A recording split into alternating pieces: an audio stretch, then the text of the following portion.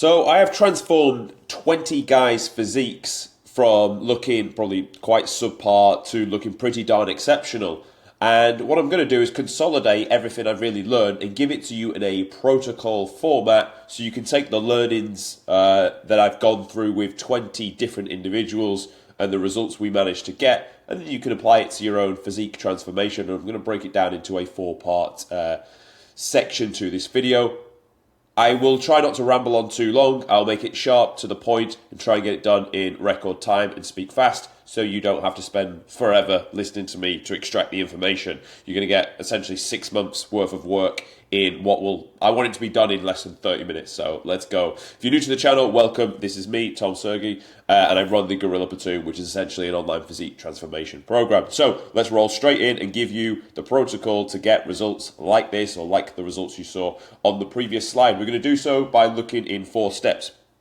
Step 1 will be the setup. We're going to look at the workout routine you need to follow, the meal plan you're going to follow, setting up specific calories, your output that you're going to be doing, and your recovery that you're going to be doing. Step 2, we're going to assess how you're going to make progress, how to understand if you are making progress firstly, how to make progress if you're not, and keeping yourself on track to get towards the goal. The third thing we're going to look at is how to manage your life. Life will always come and try and fuck you in the ass. If we don't plan for it, you can bet your bottom dollar that is going to happen. And then finally, we're going to finish on point number 4. The problem is in your head. I think you're really going to like this point, because the first 3 really are the tactics to get you to the goal. If you really digest the principles, it will allow you to swim downstream towards the goal, as opposed to constantly falling off, coming back on, falling off, coming back on. The problem really is within your own brain as to why you're not where you want to be just yet, and we're going to highlight that and uncover that in this video. So let's roll straight into step 1, which is going to be the setup. Now, when we are doing the setup,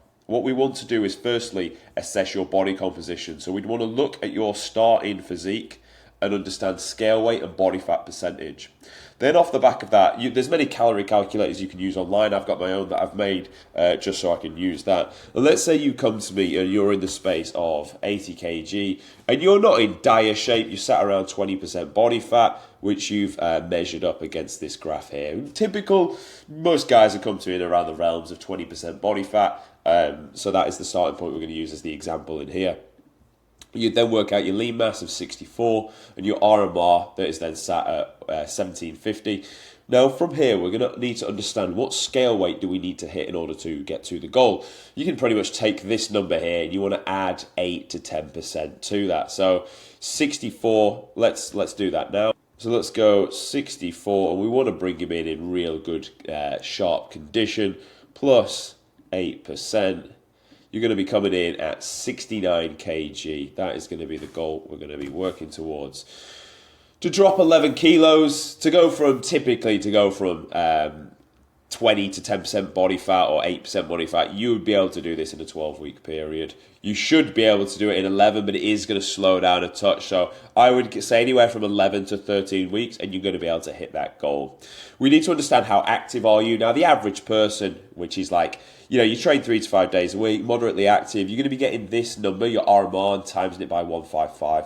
If you're really desperate, you don't move that much, go 135. And if you work construction or some form of active physical job, times it by 175. This is going to give you your maintenance. Now, your maintenance target, your true maintenance is when you run the protocol and understand what happens to your scale weight after the first week. It's not going to be set in stone just based off these numbers. You actually need to do the work to get the data after week 1.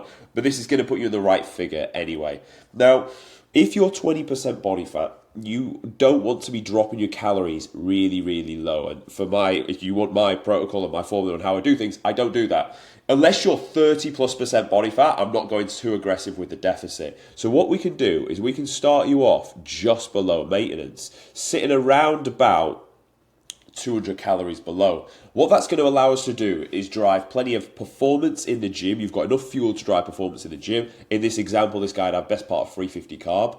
Now, from there, what you're also going to do is you're going to get your metabolism in a good space. Most people trash their metabolism because they either eat garbage, which it's not real food that they're using for performance, or they'll go on a diet and they'll crash their calories too low, in which case they're not putting enough food through the metabolism, therefore the metabolism gets scared, for a better term, and will not release the body fat as freely because it doesn't know when the nutrients is next coming. We want to almost trick our metabolism by giving it plenty of food, running it through your body as you train. Think of the same analogy: you take your car, fill it full of petrol that you've been driving around town in for fucking months, the battery's about to die, and there's enough carbon in there to fucking layer the Antarctic. Now what you want to do is blast it up the motorway, charge the battery, clear all the carbon out the engine. That's essentially what we're doing with your metabolism. We're filling it full of food, running it through that for a course of around 6 weeks. And then we can go aggressive to drop off the body fat. Now, because you're in a slight deficit, you will drop ever so slightly. Not at the rate of gain we'd want to see of like 1% or a kg coming off each week. More like half a kg at best. So then at that point, you're going to listen to your body, but you'll have allowed yourself time to develop tissue. And obviously, that the fatter you are, the longer this process is going to go on for. Now, with that, you will then go into pulling off the body fat in order to get towards the goal. You bring calories down. So you're going to sit at 2.5 pretty much, protein at 154 for this analogy, because you're going to take lean mass and times it by 2.4. You're going to have 55 fat, which is 20% of this target, and the rest is filled with carbs. Sit at this for around 5 to 6 weeks, and then from there go aggressive to pull off the body fat, continuously drop calories down, or increase cardio and output to create that negative energy balance and see that kg come off each and every week. So that's how we're going to manage your nutrition. What a typical day of eating will look like is, let's go to a meal plan example of what I would put for you. So let's say for example, we put the data in and this is what it would give you. Let's say, for example, your calories you need are 2,366, your protein's 170, carbs are 290, fats at 58, and fibre at 41. Now, from this point here, we need to make your diet fairly filling, fairly fibrous, but not so palatable that you can't stop eating the fucking food. You need to be able to be like, yeah, cool, I'm happy, don't need to keep eating this. So we want plenty of fruit and veg, and we will also want like fibrous foods like oats in there. So we're at 41 grams of fibre, which is a fair amount. So meal one, we're going to roll with oats at 70 grams dry weight, scoop of whey, peanut butter at 30 grams for some fats, and berries at 150, plenty of fibre. Meal two, you're going to roll in with some form of a lean protein. Doesn't have to be chicken, could be turkey, could be whitefish, could be tuna if that's your way inclined. Raw weight, any form of vegetables that digest well for you. Don't listen to someone that says eat this vegetable. Just what vegetables digest well for you. Get the gram amount you need and then eat that. Rice at dry weight at 50 grams. Pre-workout, I go oats again for the boys. The reason being, filling, fibrous. You just need to have this an hour before you train with jam at 20 grams. Finish the gym and you're going to have a shake with some almond milk into the evening meal. Now with this, you could, if you didn't want chicken twice, I would suggest get it. Why? Your shopping meals are going to be more simple and smaller, so I would double up the chicken, to be honest. But you could have any form of lean protein with it, 150, veg again. This time we've gone pasta or pasta sauce, but you can swap this out for sweet potato, white potato, if you want even more filling and fibrous diet. And then finishing the day with something sweet. So you don't want to have nothing sweet, because then you will really start to crave something. You want to slightly scratch the itch, but again, this is not the most palatable of diets, and it's like that for a reason.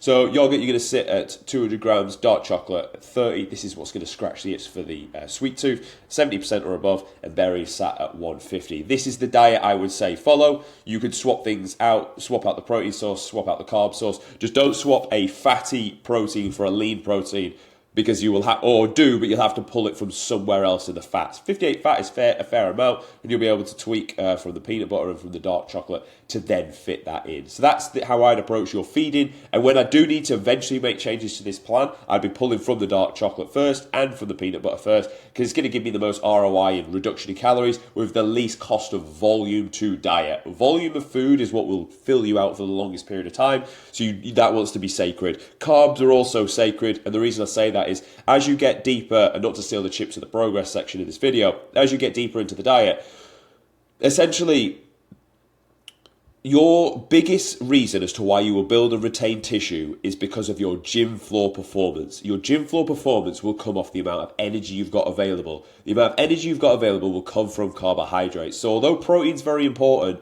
towards the back end of the diet, honestly, carbs are probably more important, because they're what's going to uphold gym floor performance. So I actually think carbs are pretty darn sacred, and I'd be pulling more aggressively from fats. You're never going to be on zero fat, because you may go down to trace fats for 1 to 2 weeks, And that's okay, that's perfectly healthy. So that's how I'd set you up in terms of the diet itself, the feeding and the calories, and actually work out those calories. Next thing we need to do is set you up with a training split that's going to be allow you to develop the most amount of tissue. Now, let's say you're going to fall into one of three categories. You're either going to be very new to training or very fucking busy, in which case a 3-day split is going to be fine. You're going to be fairly new to training, but you can do a little bit more, so a 4-day split would be better, just allows us to distribute a little bit more volume. Or you're going to be a die-hard gym rat like me, and 5 days a week is an absolute non-negotiable. You could not go any less, even if you wanted to. So we'll go through the 5-day split first, and what I would get you to follow would be a push-pull legs, rest day, chest and back, delts and arms. This is going to give you enough volume towards the delts and the arms and to the chest and back, so you're going to get to hit everything twice. I'm not going to go through all the exercises as such, because across the channel, videos on how to grow your pecs, how to grow your back, I go through all of these in greater detail, and there'll be more coming out for shoulders and delts, but I have done them in the past as well. But as a rule of thumb, you're going to want at least 3 chest exercises for push, and on the chest day, you're going to want 3 for the chest as well.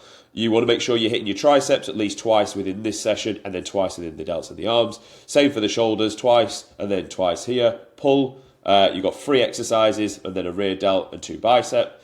Same in here, 3 exercises in a rear delt. Legs, once a week is enough for the growth of the stimulus. Hit the muscle in the short position, leg extension, line, hamstring curl. Loadable exercise, leg press. If you're very good at that, go on to something like a hack squat or a Smith machine back squat to get more knee flexion, more challenge on the quad. Dumbbell split squat, you can put in here as well an RDL if you are a little bit more advanced, but if you're just starting, don't really roll with that. So that's how I'd be running a 5-day split. If you were running a 4-day training split, I'd be doing full body push and full body pull. Everything on the front of the body, and then everything on the back of the body, rest day, then repeat that times 2, and then take 2 rest days after that. And then if you were on the foundation, a 3-day split, you've got full body A, which is going to allow you to hit everything on one session. So quads, back, hamstrings, press, delts, arms, pretty much the same, just the sister exercises on the other session. And in the event you have to travel and go somewhere random, we've got a rings protocol where you take a TRX, buy a TRX, take it with you, and then you do the full body A and full body B TRX session, and that way you'll be able to stay on plan and keep training. Now, when it comes to your cardio plan and recovery plan that we spoke about, you're going to sit at 10,000 steps each day as a non-negotiable baseline, and eventually you'll look to progress that. Cardio in the beginning, you don't really need to run it. And when you do need to run it, you're going to start at potentially 60 minutes per week, then you're going to go to 20 minutes per day, and you're going to progress it up like so. And you're going to start on something that's non-impact, that doesn't accumulate fatigue. So you're going to keep it on an incline treadmill, cross trainer, or a bike, heart rate 120 to 130, and stay at that. It can be fairly boring, so find some music, find a podcast or something to listen to in order to keep you on it. But the goal is to drive the negative energy balance whilst also minimizing the cost of appetite and also cost of fatigue to your body. And that's why I'm not a big advocate of you running outside, because they will spike both of those. Same with swimming as well. Although it's not impact, it will spike your appetite drastically. And then the last thing we need to look at is your recovery plan. Your recovery plan, honestly, fuck everything else off and just get an extra hour of sleep and watch yourself grow. You will, if you can push to 9 hours sleep, you will grow significantly better.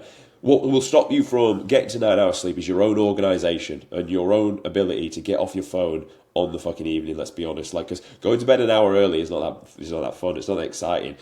Being in bed an hour later in the morning would definitely be good, because you're already asleep and you're enjoying your sleep. But to stop doing what you're doing and go to bed early is hard. So it will develop you as a person, as a character, to prioritize and be selfish towards yourself in order to get to the goal, if you can do that. So honestly, foam rolling, stretching, red light therapy, it's probably all kind of nice. An extra hour of sleep will trump that every day of the week. Your body was made and designed with the best recovery strategy being more sleep many, many years ago, before any of this other fads came out. It probably works. I'm not slating it, but I'm just telling you, the best recovery plan is your ability to get a minimum of 8, but ideally closer to 9 hours sleep every night. So that would be my next step for you. Next thing we want to look at is how you're going to make progress. Now, how you're going to make progress is determined by the fact, firstly, you're going to track your progress. So you need to make sure you are weighing yourself every day. You take photos every week. You track your sleep. Roughly, you're like, I know I had X amount of hours in bed. You're going to track your steps and you're going to track your feeding. Because now you've got data. So what you're going to do is run that for a week and you're going to see what result you get relative to the starting feeding plan you're on, cardio plan you're on, step plan and recovery plan. Then what you're going to do is you're going to assess the data after the first week. And you may have made, and probably should have made, good amount of progress. If in the event, and bearing in mind though, for this analogy of 20% body fat, the scale should only come down drastically, that's okay. If anything, you should be just sat in and around the maintenance target anyway. But let's fast forward now and say you're 6 weeks deep, you've developed a good amount of tissue so far, you're still going to be developing tissue anyway. And how are you going to know that? Because you're going to track your workouts and making sure you're progressing through the numbers week on week on week.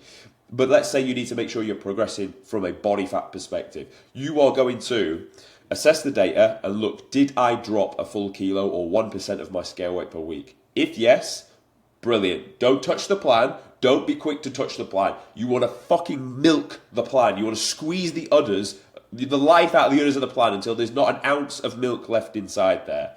So the reason for that is, if you quickly make changes, you're going to run out of tools in your box and things to pull in order to see the result. You're still going to have a lot of body fat to pull off, and you're going to have to go lower and lower to the real depths of your soul to try and get this body fat off. It doesn't need to be like that. So you're going to rinse the plan out. If you saw the progress, don't touch it. If you didn't see the progress but you didn't fucking stick to it, then it's not the plan. You need to then have a hard look at yourself and be like, well, why didn't I stick to the plan fully? Was it my time management? Was it my overall willpower? Was it just the fact I'm a piece of shit who can't stick to anything? That's what you need to assess. But if the answer is no, you're like, no, I stuck to it fully, then fine. Assess the plan and be like, I can either drive up another 10 minutes of cardio and go from 20 minutes daily to 30 minutes daily, or I can take 200 calories, probably from fats first and then looking at carbs second.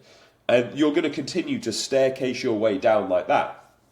Milk the plan, rinse as much as you can out of it, and then make the change if it's needed. Now, you may get towards week 10 and find you feel skinny. It's not that you're skinny. Remember, if your numbers in the gym have always been increasing, you'll be building muscle. But you will feel flat because the muscle has been depleted of glycogen for a good amount of time, which will then give the muscle the perception that it is smooth and soft, which will give you the perception that you think you're feeling skinny. At that point, that is a good green light to run a refeed high carb day. What you're going to do is take the scale weight at the time and times it by 7. And you're going to eat that amount of carbs, pull from protein, pretty much half the protein amounts, and then make room for the carbs. 4 calories in 1 gram of carbs, 4 calories in 1 gram of protein. And we roll like that. That refeed day will give you a flux of energy. It will fill you back out. It'll show you how you're going to look with a pump having trained. Make sure you do train on that day as well.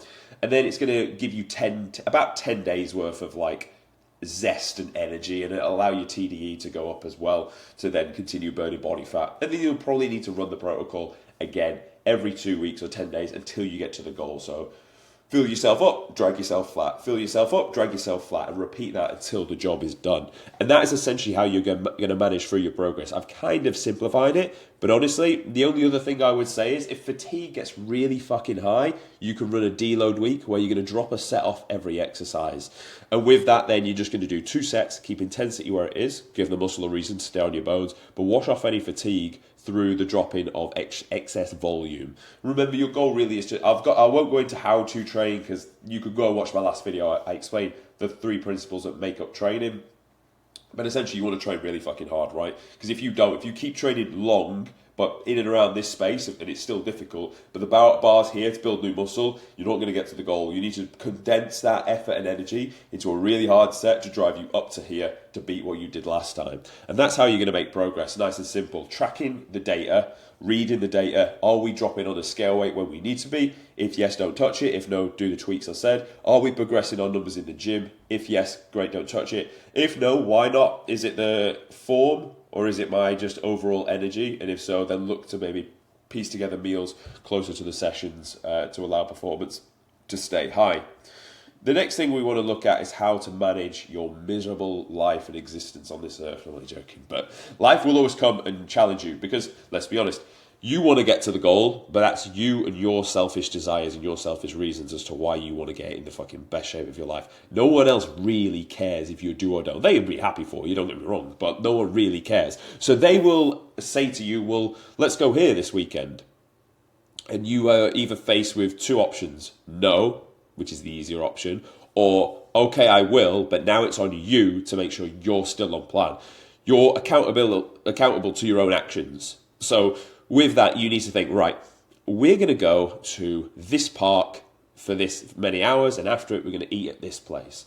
I've got this amount of calories to be allocated. I can see the menu of where we're going to eat. I know I can eat this sea bass fillet from there, along with the green veg that comes to it. I know that meal is going to be no more than 400 calories, and that's me being overly conservative. So what I will do is pull this meal out, and that'll allow me to get this meal in. You may need to be even more meticulous with it if you're going to like places where the menu is not as kind as a white sea bass fillet. So you're going to need to manage your life in that regard. Another way you will need to manage your life is your own organization. If you lack organization, you will lack the ability to get to the goal, because you'll be busy. Everyone is fucking busy. That's because we're human beings and naturally we're busy people. So there'll always be a reason why you couldn't stay on plan, why you couldn't go to the gym, do your steps, cardio, and cook your meals. You need to think ahead of that and think, right, this is what's on for the week. Let's prep my food today on a Sunday evening. So I've got 3 days worth of feeding. So whatever comes with me, I've got my meals with me. I can stop, I can eat them, and I'm going to stay on plan. If you don't do that, I tell you now, life will catch you out, and you'll end up having to go down to a shop and working out a little bit of calories, and you'll be under eating because you didn't want to overeat, and you'll be hungry, and you'll have sold yourself short. You need to manage your life. You need to take ownership and accountability for your own life to get to the goal, because if you don't, life is not going to get you to the result. You have to get yourself to the result. You have to force yourself to the result. You have to prise open the door to walk through to go and get your result. If you don't do that, you will not see the result. So managing your life is mission critical. It's saying no to things first and foremost. I've said this in the past. And if you really have to go to something, it's then planning ahead of how you're going to skin that cat in order to stay on plan when you get there. If you don't do that, you will not see the results. I can tell you that right now. So just have that in mind. And I also want you to have in mind that if you're going to go and do this transformation, you need to be slightly selfish. You need to be thinking about yourself first so you can help other people.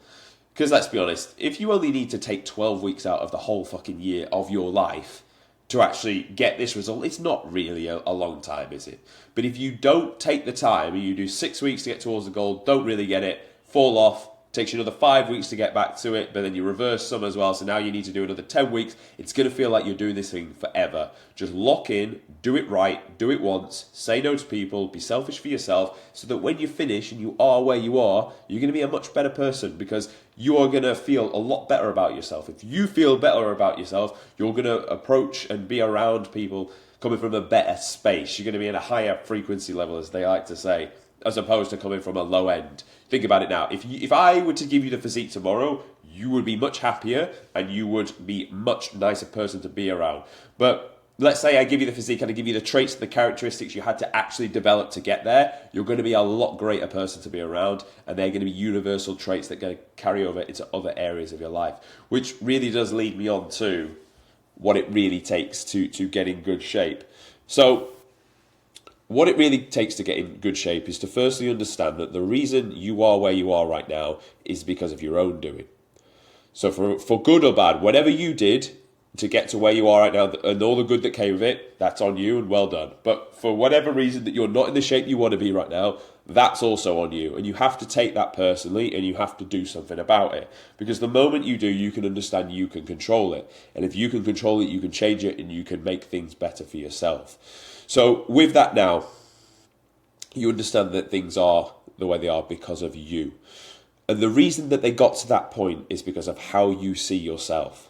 You see yourself as this type of guy that looks like this, and you then act in accordance with how you see yourself, because you want to confirm your identity, because that's what's going to give you like clarity and sanity in this world.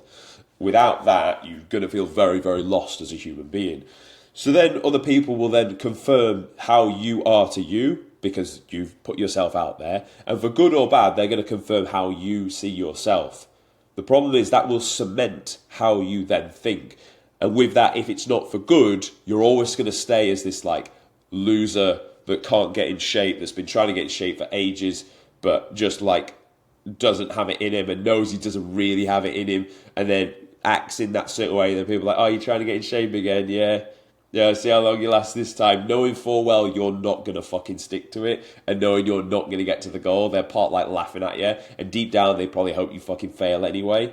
That's why people that like always try and say they're going to get in shape, they never fucking get in shape. Because it's so hard. You're trying to change your identity in order to get to the goal. Like I've just given you all the if you follow everything I just spoke about for the last 25 minutes, you'll get in great shape. But I tell you now, probably 90% of the people watching this video will follow this and they won't fucking get in shape because they didn't fix what goes on inside their own brain.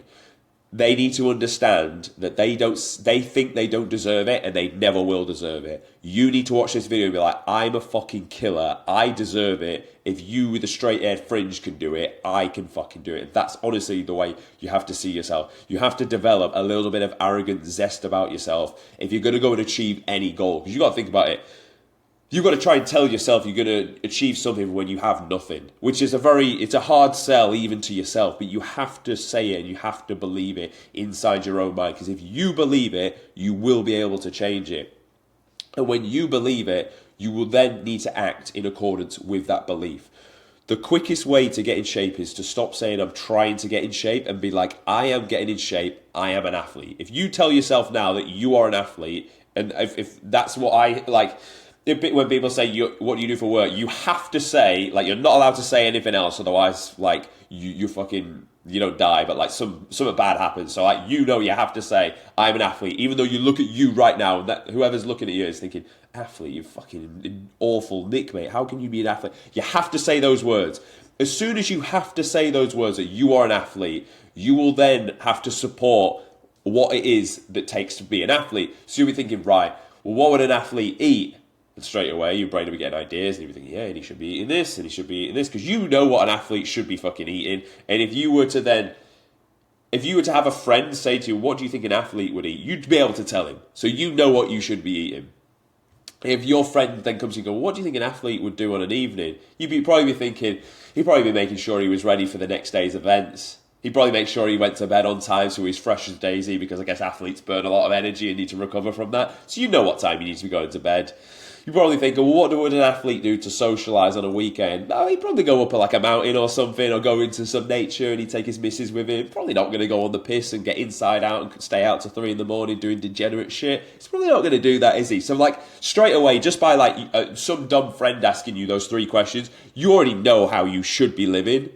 But you need to start living it to then affirm that that is who you are. The beautiful thing is, as soon as you take the leap and actually start living like this, and you generally believe you are an athlete, it works in reverse. So where before you were, like, imagine a rubber band that you've stretched out, it's then snapping back to the old version of you, this loser guy that can't get in shape. We've now flipped the script to now you are the athlete, and as you pull the band has to snap forwards, essentially, to this point of being an athlete. So your habits, you now have to confirm the identity. Remember, you don't want to be lost with no identity in this world and no like understanding of your own existence, because that'd be a scary, horrible thought.